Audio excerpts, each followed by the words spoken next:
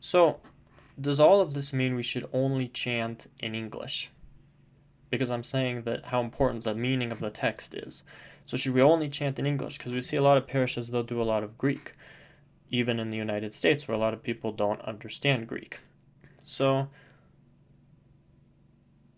many people don't realize there's an issue to completely doing away with the Greek. Should you do only Greek? Probably not. Because in the United States, a lot of people don't know Greek. But should you do only English and get rid of the Greek? Well, many people are not aware there could be an issue to this. So,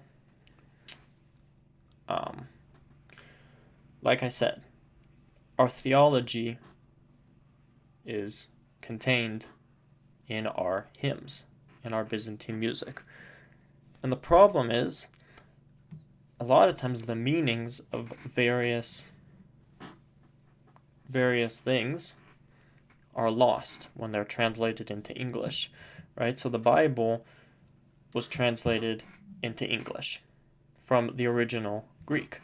And we have people reading the Bible on their own, the English translation, and they think that this is just how it was written. It was just written in English. I don't know what exactly they think, but they read it and they say, "Oh, this is what it says." It's pretty clear. This is what it says. But really, it's not that simple, because that's why we have thousands and thousands of different denominations, because people pick up the Bible and they read it in English and they say, "Oh, this is what it says. Let's go do this." But it's more complicated than that. Let me give you an example. So in the Gospel of John, the 21st chapter, Jesus asks Simon Peter, he says, "Simon, son of Jonah, do you love me more than these?" I'm reading the English translation. And he says, "Yes, Lord, you know that I love you." He says, "Feed my lambs." He asks him again, I'm paraphrasing. Let me just read it word for word. He said to him again a second time, "Simon, son of Jonah, do you love me?" He said to him, "Yes, Lord, you know that I love you." He said to him, "Tend my sheep." He said to him the third time, "Simon, son of Jonah, do you love me?" Peter was grieved because he said to him the third time, "Do you love me?" And he said to him, "Lord, you know all things. You know that I love you." So that's the English translation. But it's missing something, because let me read the original Greek.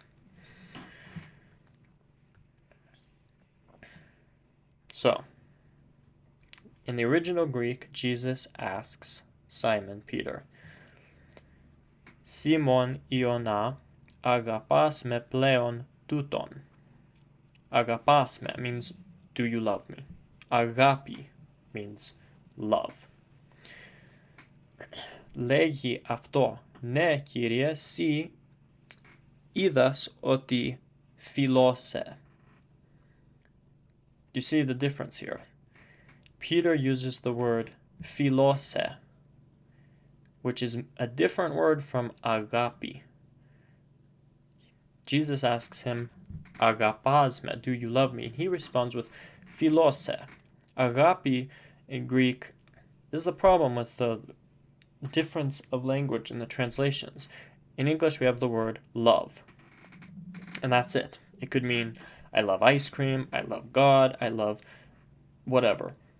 But in Greek, there's different kinds of love, right? So agapi is like sacrificial, deep love that we have for God.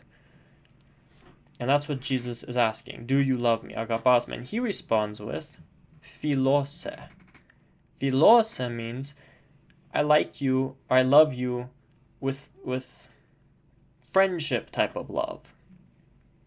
You notice how the English doesn't include that. It just says, "Do you love me?" So if we keep reading, Λέγει αυτό πάλιν, δεύτερον, he asks him the second time, "Σίμων Ιωνά, αγαπάς με?" Λέγει αυτό, "Ναι, Κύριε, σοι είδας ότι φιλώσε." He responds again, "You see that I like you, or I love you as a friend." And then Jesus asks the third time, "Simon Iona, philis me." So Jesus is condescending to how should I say it? Condescending to what Peter is saying. So finally Jesus says, Philis me, do you love me as a friend? Whereas before he was asking, agapas me.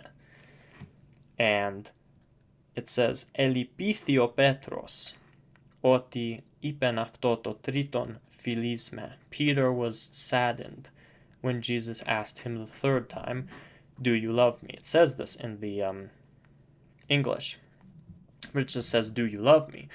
Here it says, Elipithi, he was sad that he said the third time, do you love me as a friend? Right?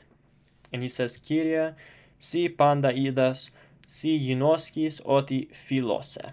You know that I love you as a friend. So what's my point of this? The English translation missed this whole thing. That's a pretty big deal. If it missed this, what else are we missing?